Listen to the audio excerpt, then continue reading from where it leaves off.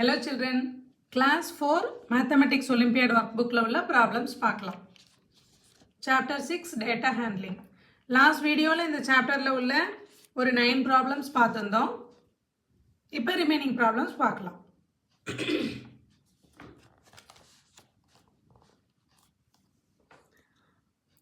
Direction 10 to 12. அப்ப question number 10, 11, 12. ஓகேவா? இந்த 3 questionsக்கும் இந்த பார் கிராஃப் தான் நம்ம யூஸ் பண்ண போகிறோம். சரியா? என்ன பார் கிராஃப் கொடுத்துருக்காங்க பார்க்கலாம். the given bar graph shows the types of sports people like. people வந்து எந்தெந்த ஸ்போர்ட்டை வந்து விரும்புகிறாங்க அப்படிங்கிறத கொடுத்துருக்காங்க. ஓகேவா? study the graph carefully and answer the following questions. So இந்த பார் கிராஃபை ஃபஸ்ட்டு நம்ம அனலைஸ் பண்ணலாம். ஸோ பார் கிராஃபில் பாருங்கள் என்னென்ன ஸ்போர்ட்லாம் இருக்குது பாருங்கள். Badminton, jogging, swimming, cycling, basketball, types of sports இதெல்லாம் இருக்குது. ஸோ நம்பர் ஆஃப் பீப்புள் இங்கே கொடுத்துருக்காங்க. ஓகே,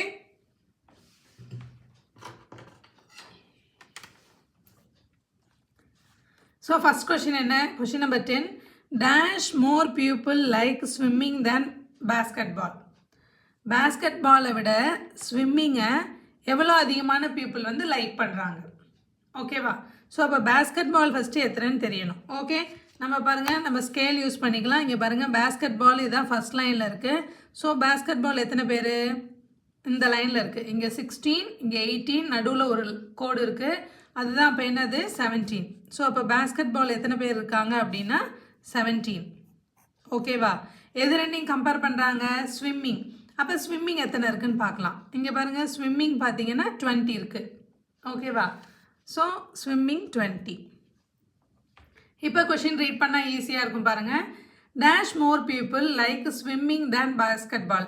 பேஸ்கெட் பாலை விட ஸ்விம்மிங் எத்தனை பேர்த்துக்கு அதிகமாக பிடிச்சிருக்கு? ஸோ பேஸ்கெட் பாலுக்கு வந்து 17 பீப்புள் வந்து பேஸ்கெட் பால் பிடிச்சிருக்கு, 20 பீப்புளுக்கு வந்து ஸ்விம்மிங் பிடிச்சிருக்கு.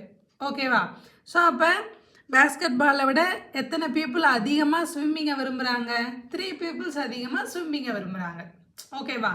ஸோ இது 17 ப்ளஸ் 3 ஆட் பண்ணால் அந்த 3 பேரும் எக்ஸ்ட்ராவாக இருக்க 3 பேரும் இந்த ஸ்விம்மிங்கை தான் விரும்புகிறாங்க. ஓகேவா? ஸோ அப்போ 3. So answer B. Question number 11. 7 less people prefer jogging than. ஏதோ ஒரு ஸ்போர்ட்டை விட ஜாகிங்கை 7 பீப்புள் வந்து கம்மியாக விரும்புகிறாங்க. ஓகேவா? அப்போ ஜாகிங் ஃபஸ்ட்டு எத்தனைன்னு பார்க்கலாம். ஓகே, ஜாகிங் பாருங்கள், இங்கே என்ன இருக்குது அப்படின்னா 5 இருக்குது. இங்கே 4, 6 நடுவில் உள்ள இந்த கோடுக்கு நேராக வருது நமக்கு ஜாகிங். ஸோ எத்தனை பேர் ஜாகிங்கை விரும்புகிறாங்க அப்படின்னா நம்பர் ஆஃப் பீப்புள் 5. 5 பீப்புள் வந்து ஜாகிங்கை விரும்புகிறாங்க. ஓகே, ஸோ அப்போ எவ்வளோ கம்மியான பீப்புள்னு சொல்கிறாங்க? 7. அப்போ 7 கம்மின்னா 5ஓட ப்ளஸ் 7 ஆட் பண்ணிக்கோங்க. 5 + 7 என்னது? Very good, 12. அப்போ 12 யார் இருக்கா? எந்த 12, அதாவது 12 பீப்புள்ஸ் வந்து எந்த கேமை லைக் பண்ணுறாங்கன்னு பார்க்கலாம். ஓகேவா?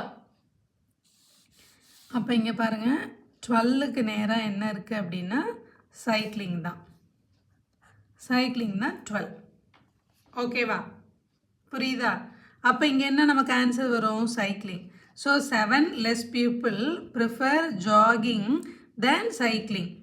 சைக்கிளிங்கை விட ஜாகிங்கை 7 பேர் கம்மியாக ப்ரிஃபர் பண்ணுறாங்க. ஏன்னா சைக்கிளிங் வந்து 12 பேர், அதை விட 7 பேர் கம்மியாக உள்ளதுன்னா 12லேருந்து 7 மைனஸ் பண்ணிக்கணும். ஓகேவா? 12லேருந்து 7 மைனஸ் பண்ணிக்கிட்டா 5. அதுதான் இங்கே கொடுத்துருக்காங்க. 7 less people prefer jogging than cycling. சைக்கிளிங்கை விட 7 பேர் கம்மியாக ஜாகிங்கை விரும்புகிறாங்க. அப்போ ஜாகிங்கை விரும்புகிறவங்க 5 மெம்பர்ஸ். புரியுதா? ஸோ நமக்கு ஆன்சர் வந்து சைக்கிளிங்.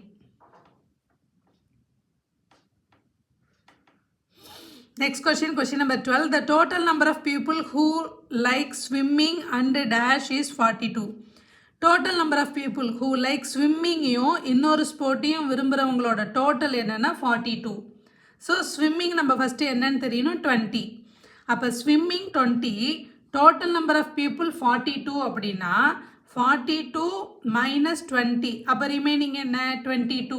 அப்போ இன்னொரு கேம்னா 22 பீப்புள் எந்த கேமை விரும்புகிறாங்கன்னு பார்க்கணும். நமக்கு இங்கே பாருங்கள் இங்கே 22 இருக்குது, அதுக்கு நேராக உள்ளது பேட்மிண்டன் இருக்குது, இதுதான் 22.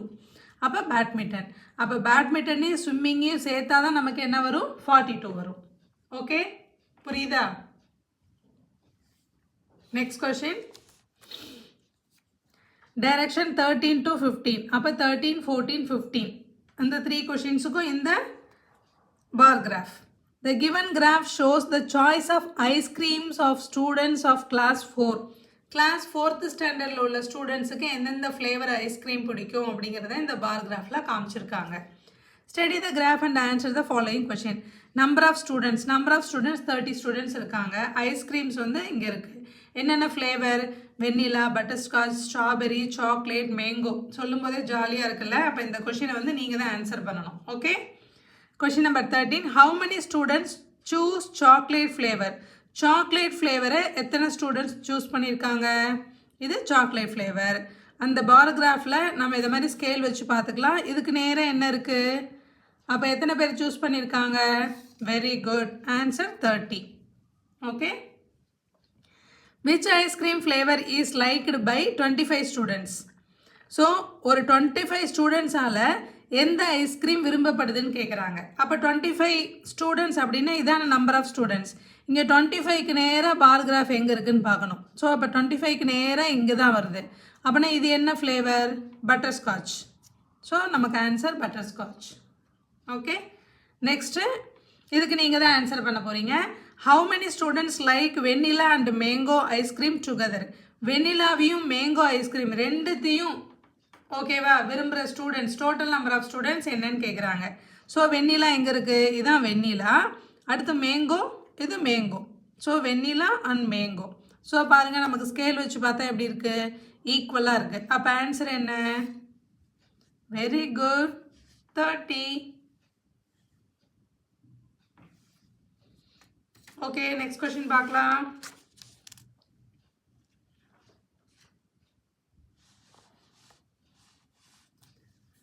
Direction 16 to 19. 16, 17, 18, 19 4 கொஷின்ஸ். ஓகேவா? அந்த 4 கொஷின்ஸும் இந்த பார் கிராஃபை யூஸ் பண்ணி தான் சால்வ் பண்ணணும். Okay. The given bar graph shows the Ravi's savings from January to May. Study the graph and answer the following question. The given bar graph shows Ravi's savings from January to May. ஜனவரி மந்த்லேருந்து மே month வரையும் ரவி எவ்வளோ save பண்ணா அப்படிங்கிறத இந்த bar graph காமிக்குது. ஓகேவா? ஸோ இப்போ நம்ம என்ன பண்ணோம்? இந்த பார் கிராஃபை பார்த்துட்டு கொஷினுக்கு ஆன்சர் பண்ணோம். ஸோ அப்போ ஜன், பிப்ரவரி, மார்ச், ஏப்ரல் ஒரு 5 மந்த்ஸ் கொடுத்துருக்காங்க. எவ்வளோ ஏர்ன் பண்ணான்னு கொடுத்துருக்காங்க. இதில் பாருங்கள், ஜனவரிக்கு எவ்வளோ, ஃபெப்ரவரிக்கு இல்லை. அப்போ ஃபெப்ரவரிக்கு எவ்வளோ சேவிங்ஸ்னு இங்கே மென்ஷன் பண்ணலையா இல்லை ஜீரோவான்றது நம்ம கொஷின்ஸ்லேருந்து ஐடென்டிஃபை பண்ணுற மாதிரி இருக்கும். அடுத்து மார்ச், ஏப்ரல், மே. அடுத்து இது பாருங்கள் 0, இது 1000. இதுக்கு இடையில பிட்வீனில் ஒரு லைன் இருக்குது.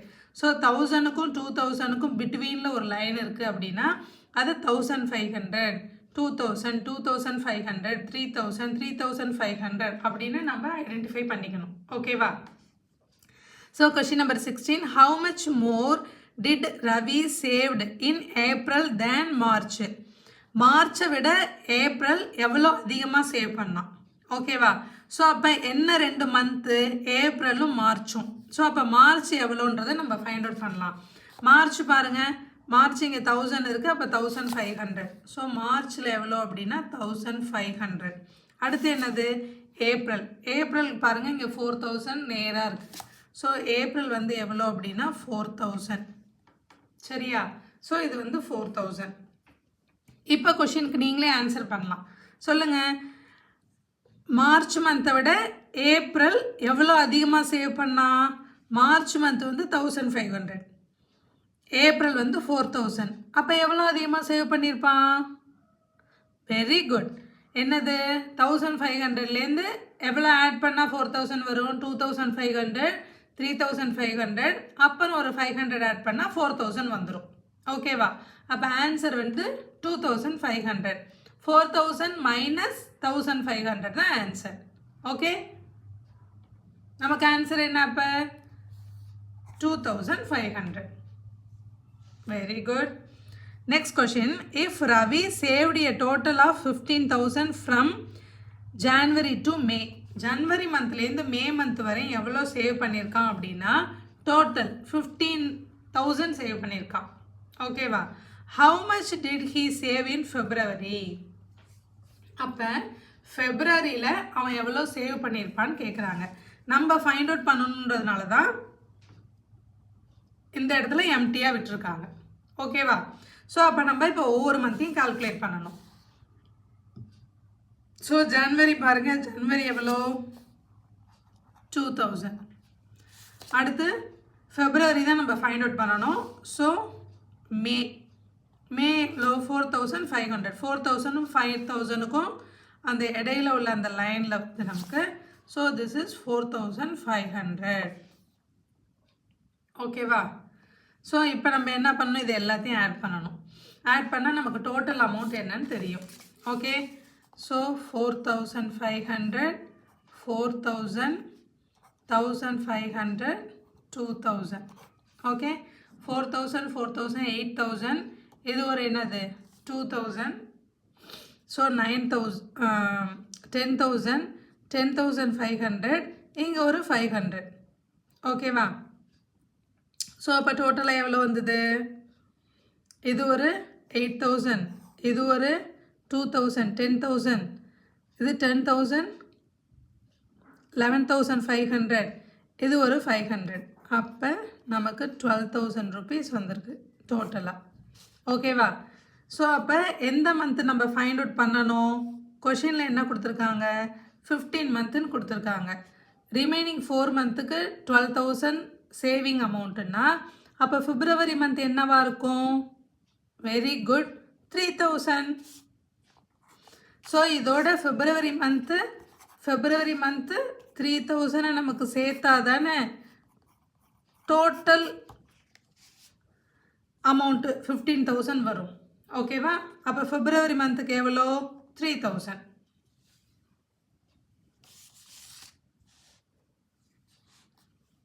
Next question, question number 18. In which month did Ravi saved thrice the amount of money saved in March? ஓகேவா? மார்ச்சில் சேவ் பண்ணது போல் மார்ச்சில் சேவ் பண்ணதை விட thrice 3 மடங்கு அமௌண்ட்டு எந்த மந்த்து சேவ் பண்ணியிருக்கான் அப்படின்னு கேட்குறாங்க. ஃபஸ்ட்டு மார்ச் மந்த் எவ்வளோன்னு பார்ப்போம். March month 1500. அப்போ மார்ச் மந்த்து 1500னா அதை விட thrice 3 டைம்னா மல்டிப்ளை பை 3. ஓகேவா? மல்டிப்ளை பை 3னா என்னது? 4500. ஓகே, 3ஆல் மல்டிப்ளை பண்ணோன்னா நமக்கு ஆன்சர் 4500 வரும். அப்போ எந்த மந்த்துக்கு 4500 வந்திருக்கு? மே மந்த்துக்கு. ஸோ அப்போ answer option A, May. Okay, last question, question number 19. If Ravi spent 1/5 of the amount of money he saved in April, okay, then how much he earned in that month? So என்ன கேட்டிருக்காங்க? Ravi spent 1/5 of the amount of money he saved in April. அவன்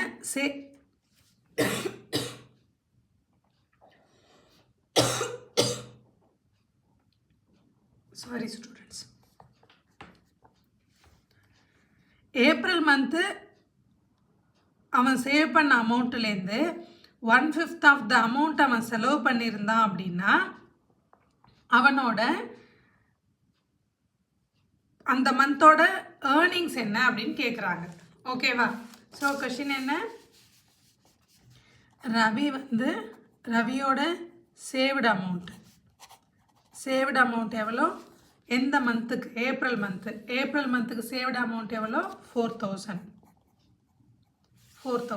ஓகேவா? So அவன் எவ்வளோ amount save பண்ணியிருக்கான் April month? 4,000. அந்த save பண்ண அமௌண்ட்லேருந்து எவ்வளோ ஸ்பெண்ட் பண்ணியிருக்கான் அப்படின்னா 1/5 ஆஃப் த அமௌண்ட்டு ஸ்பெண்ட் பண்ணியிருக்கான். ஓகே, அப்போ அவன் ஸ்பெண்ட் பண்ண அமௌண்ட்டு 1/5னா ஸோ இன்ட்டு 1/5 அப்படின்னு போடணும் இல்லையா? ஃப்ராக்ஷன் படிச்சிருக்கோம்ல.